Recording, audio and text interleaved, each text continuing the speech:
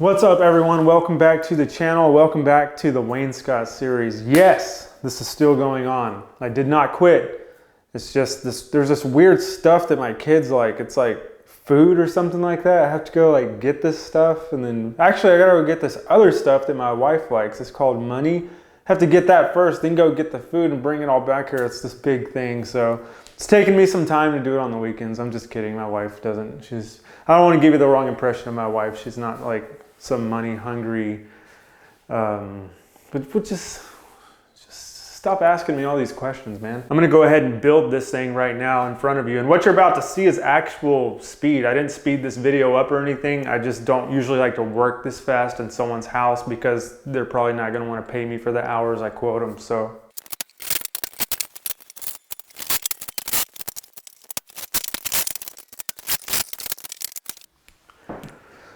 dang, whoever put this floor in sucked.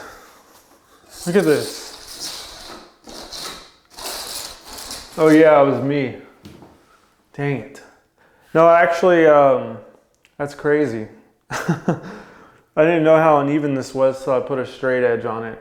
But I don't even know what you would do. Like, you know, putting a hardwood floor on a second floor like this. You know, I already had the OSB subfloor. But that just shows you how uneven this is. So if I was running some base in here, I'm gonna have to scribe it, but I'm actually gonna be using shoe molding in here. So that'll solve that problem for me.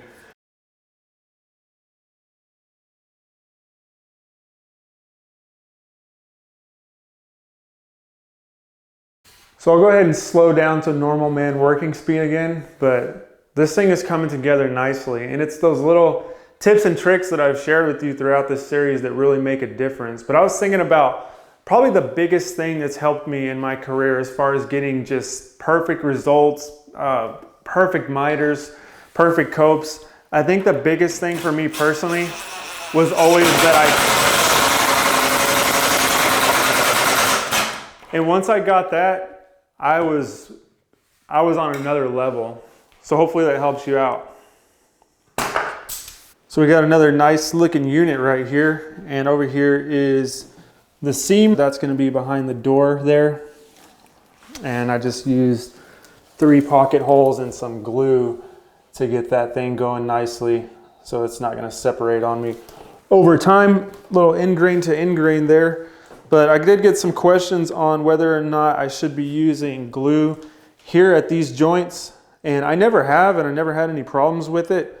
But if you want to, I mean, definitely glue is not going to hurt anything. So go ahead and throw some glue on there if you're questioning that. But again, personal experience, I never had anything like separate with these pocket holes.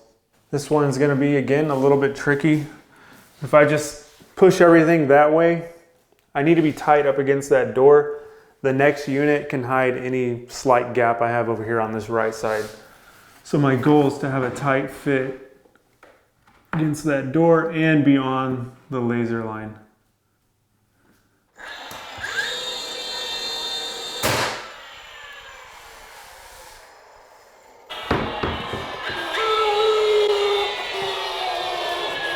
Also, another thing I don't really miss about these guns that have the ramp up time is they don't sound like a dying possum. All right, quick little change of scenery here. I moved the saw back over here to this side of the room where I can cut those long pieces down the hallway there. And I had to move this earlier, obviously, so I could, you know, build this wall back here and install that unit.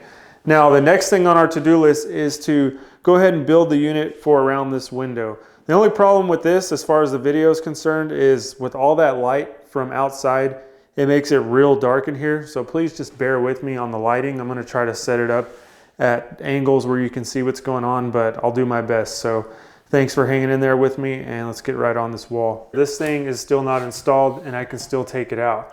I can also still move it up, and it needs to come up quite a bit. So I'm gonna push this thing up, and I want my reveal right there. So I'm gonna have to shim it up to right about there. Now the whole purpose of this gap here is so if water ever comes in and gets on this rough seal down here, then it won't absorb into this finished window stool. And if you've ever seen that, it's a really bad situation because if it's MDF, it's gonna puff up like crazy. but if it's pine, it'll just crack. And this is pine right here, so I don't want that. We'll bring it up this much, and then that pine won't have a chance to absorb any water because there's this void of air right there. I just need to shove some shims in there just temporarily like that. Just till I get my reveal right here where I want it. And that's perfectly right there, exactly where I want it. And now what I can do is I can mark this right here on the drywall. And I know when I cut my apron, when I pocket hole my apron to this vertical style right here, there's gonna be a vertical style right there. So when I pocket hole this apron that goes under the window, I can just have it perfectly in position with pocket holes right there. So I'm gonna go over there on the other side of the window, do the same exact thing, shim the stool up to this reveal right here, mark it on this underside right here, and then I'll have my exact layout for this unit. Then I'll take this whole window assembly out, put the unit in, and then put the window assembly back over on top of it. So now that I got it shimmed up on both sides, I just want to take a level, make sure it's good. It's perfect. This thing is dead on. That's what that advice I was telling you earlier. I mean, you got to take it. So before I take this window assembly back out, I need to get a measurement for the top rail from that unit to this casing right here. That is going to be 74 and 11/16. We'll do this one at 16 inches.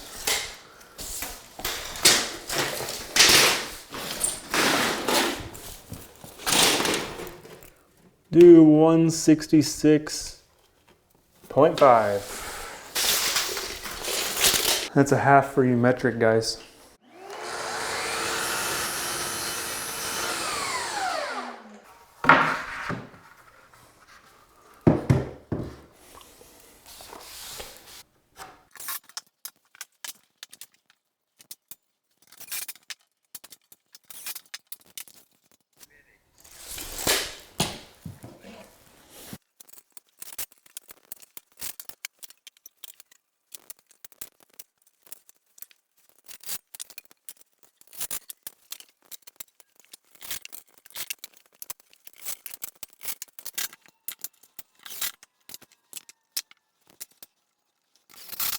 So moving right along here, I got this little narrow section complete and then this larger section over here complete. Next thing I need to do is connect these two units right here with that apron. And then I'll also have a small vertical stile going down the middle right here, right exactly where these windows are. And I need to figure out how far that apron needs to come down right on the side there. And what I've done to figure that out is I got my laser set up right here and I've got it lined up right with the top of that unit over there, so I know I'll be completely level here. Now I can take that laser line and I can measure from that laser line to the pencil line that I made earlier when I was shimming this window assembly up and I had those shims under there. This measurement right here, whatever that is, I'll just transfer that right onto here and then pocket hole that apron in all the way over to here, same measurement, and we'll be good to go. And I may have to move that, but I'll cross that bridge when I get to it. So I'm gonna get on that, and that's it. Laser line to pencil line, transfer to here, connect the two units. So we'll do 14 1/8 over here. And then laser to pencil, this is gonna be dead on 14 1/8. I could say whatever I want because you can't even see it from that far away. You're just gonna have to trust me. But it is dead on. We're about to find out. All right, so we'll come down 14 1/8.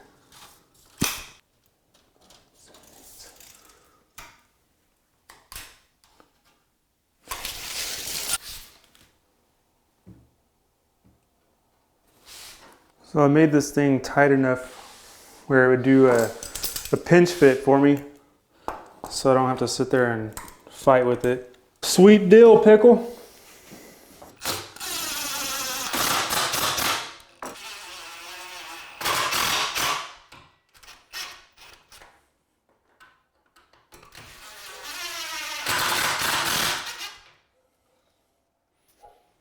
So there we go. We got these two sections now connected with that apron. and it looks good. I like it. Next thing I need to do is add my little vertical stile right here in the middle, and it'll line up right with that. I'll just measure from there to there, minus 3.5 divided by 2, and we should be good to go. So I went ahead and moved this outlet over here, so now it's not gonna be right in the middle with my stile.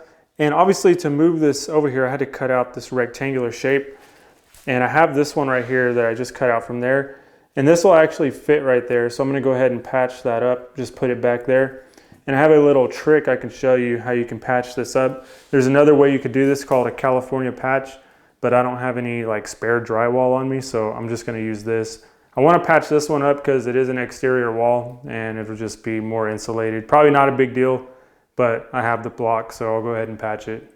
So here's the little trick. Basically, I'm just gonna take this little offcut piece of scrap that I can shove up in there, and then I can fit right about like that.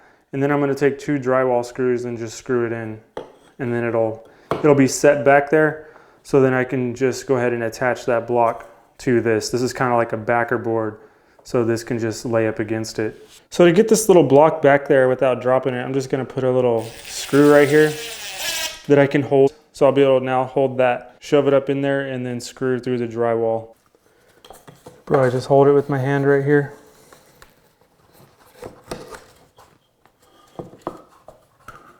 So now I can pull this firmly against the back of the drywall, and then just take another drywall screw.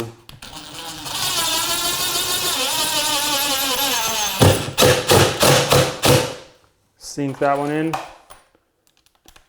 Sink this one in.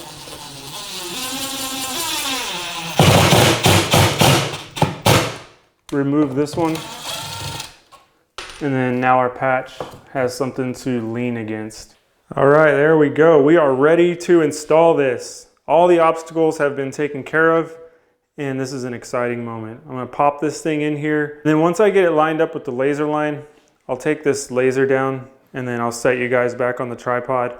But right now I'm just gonna have to set it on the miter saw. So we'll have to deal with whatever camera angle we have right now. But then after that, we're going to fit the window assembly and actually install that. So we're gonna get a lot done within the next 10 minutes, and that's usually how this stuff goes. Most of it's a lot of preparation, and then once it's all built, it gets installed very quickly. Let's get this thing right up there where it needs to be. This is going to be a snug fit, and that's gonna work to my advantage because I'm doing this solo. Don't have anyone to help me out over here. Get right on our laser line there.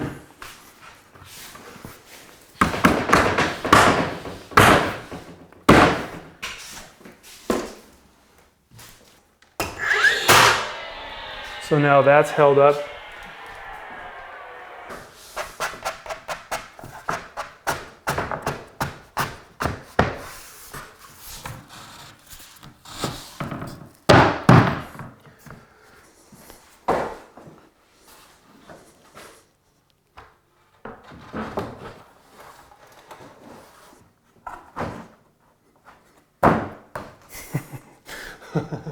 Please be good on this side.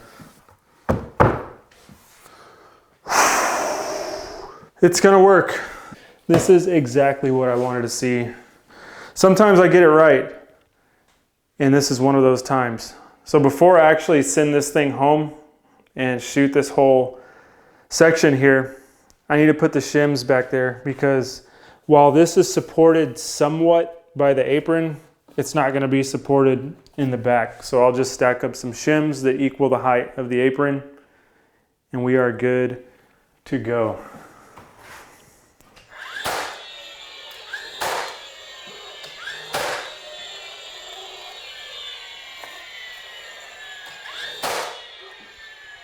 So there we go, we got our shims to support the back of the stool, and this apron right here will support the whole front of it.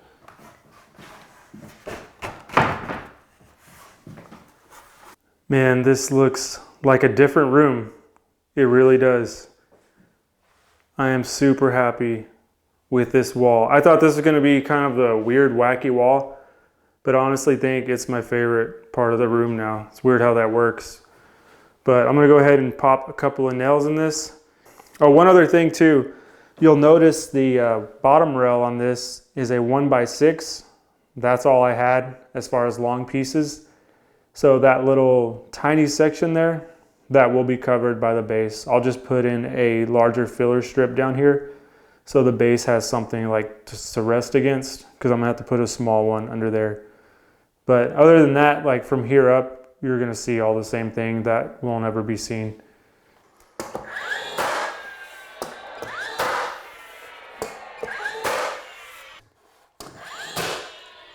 So yeah, I'm happy with the way this came out. I'm happy with all the little transitions I got here. All these, you know, tight areas. I'm gonna put a cove molding up under here too. The same cove molding that I used right there in the back band. And then all these sections over here came out really tight too. You'll have to ignore those two failed nails right there. I don't know what happened there. Definitely think about the painter when you're doing this stuff. Try to keep everything tight. And since I'm the painter, I'm constantly thinking about myself. Like, I don't want to make extra work for me, and it's just overall going to be a nice clean install. So there we go. That's it. This whole room is now completely framed up with the wainscot units, and we are ready to move on to trim. This is going to be awesome. This is my favorite part. So that will probably be the next video after we figure out the casing there. All right, guys, that is going to do it for this video. Let me know if you have any questions or comments about what I've shown you here in this video as far as building this unit in this configuration with the apron and then fitting this window assembly after the fact, or any questions about this in general. Just let me know. And that's it for this one. I'll see you guys on the next video. Take care.